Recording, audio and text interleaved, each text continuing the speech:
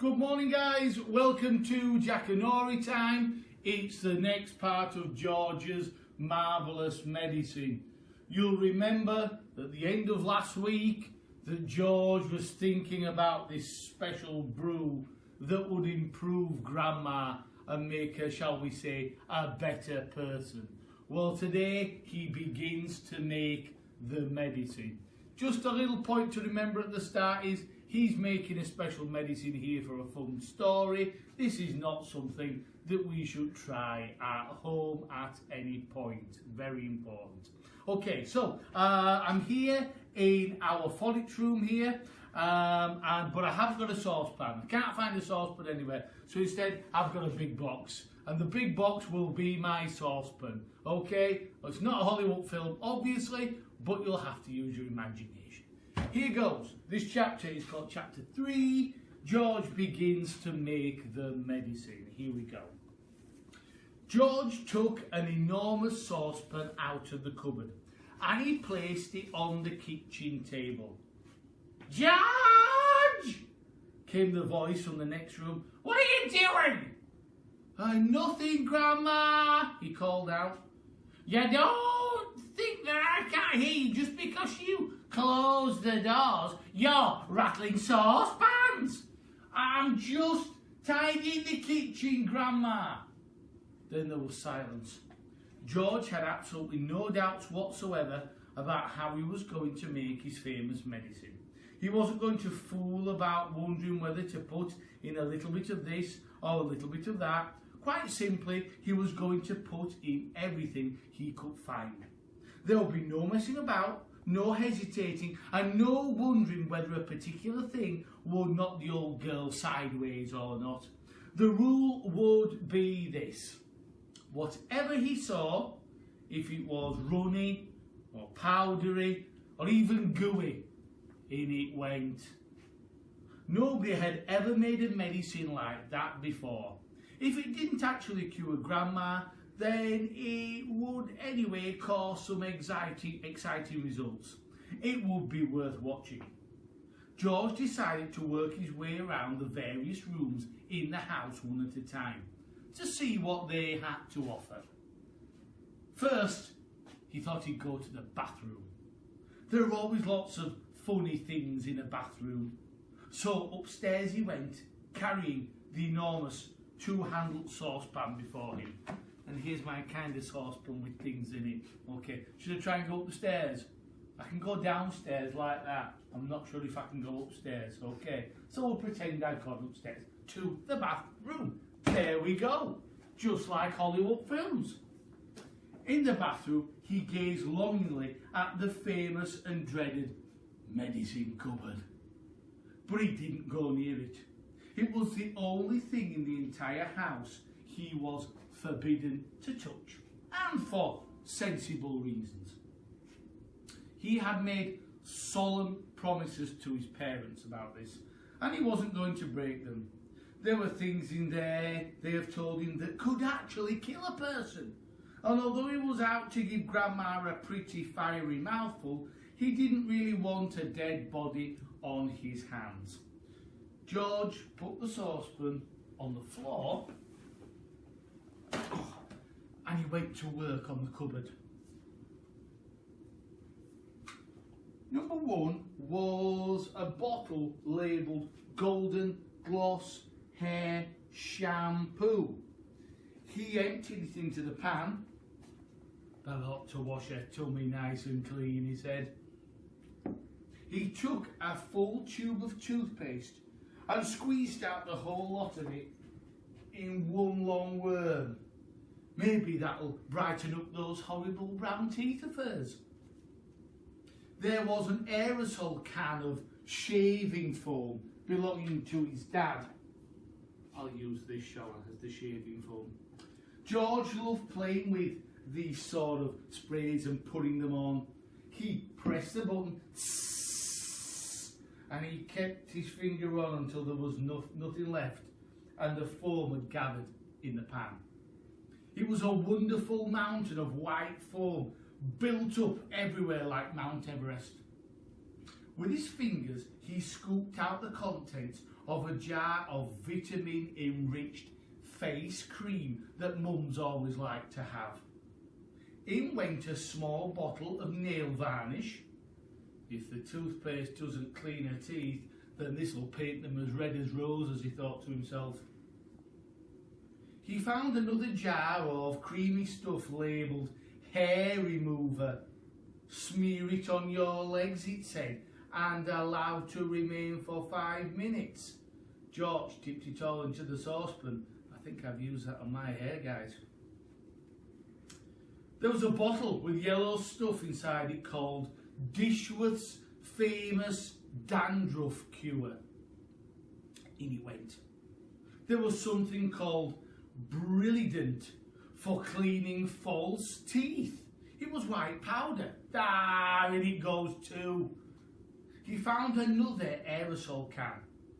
Never more ponking deodorant spray. Guaranteed, it said. To keep away unpleasant body smells for a whole day.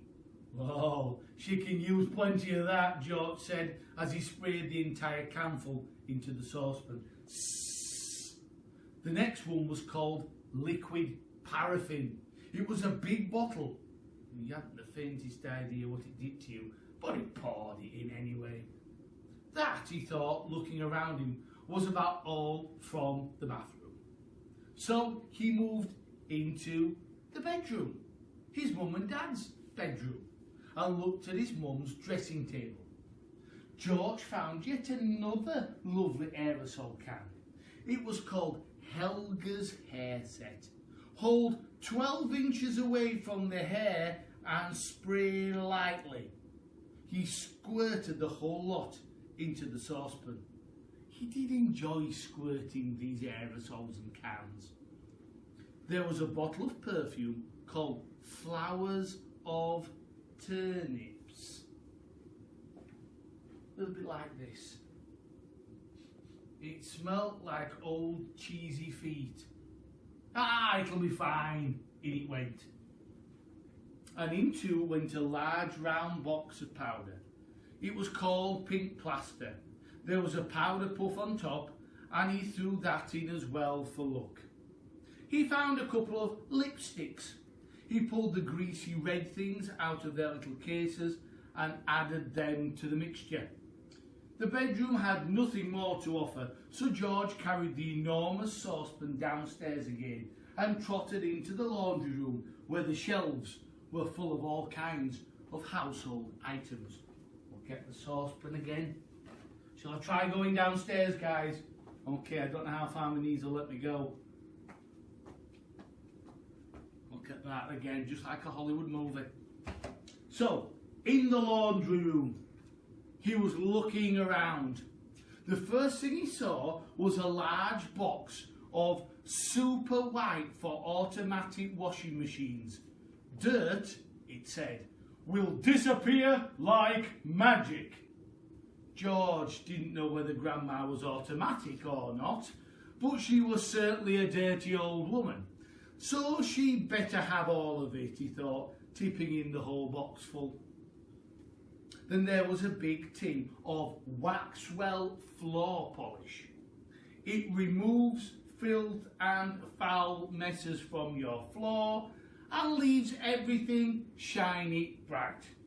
That's what it said anyway. George scooped the orange-coloured waxy stuff out of the tin and plonked it into the pan. There was a round cardboard carton labelled flea powder for dogs. Keep well away from the dog's food, it said, because this powder, if eaten, can make a dog explode. Good, said George, pouring it all into the saucepan. That would really help Grandma go with a bang. He found a box of canary seed on the shelf. Perhaps it'll make the old bird sing if I put that in, he said, and in it went. Next, George explored the box with shoe cleaning materials, brushes and tins and dusters. Well now, he thought, Grandma's medicine is brown, so my medicine must also be brown, or she'll smell a rat when I give it to her. The way to colour it, he decided, would be with brown shoe polish. The large tin he chose was labelled dark tan. Splendid. That's a kind of brown shoe polish. He scooped it all out with an old spoon and plopped it into the pan. He would stir it up later. On his way back to the kitchen, George saw a bottle of gin standing on the sideboard. Grandma was very fond of gin. She was allowed to have a small nip of it every evening. Now he would give her a real treat. He would pour in the whole bottle. So he did. Back in the kitchen, George put the huge saucepan on the table and went over to the cupboard that served as a larder. The shelves were bulging with bottles and jars of every sort. He chose the following and emptied them one by one into his bulging saucepan. A tin of curry powder, a tin of mustard powder, a bottle of extra hot chilli sauce, a tin of black peppercorns, a bottle of horseradish sauce. There, he said aloud, that should do it. George! Came the screechy voice from the next room.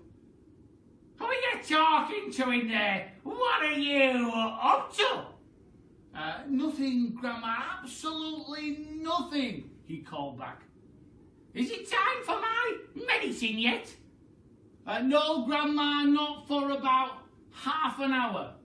Well, just see, you don't forget it. I won't, Grandma, George called out. I promise I will not forget your medicine. And with that, he returned to his saucepan. That's today, guys. That's the short Jackanory adventure, and we hope you've enjoyed today's little part of the story. We'll find out what happens with that great big saucepan of medicine tomorrow, and whether Grandma takes her first dose of it.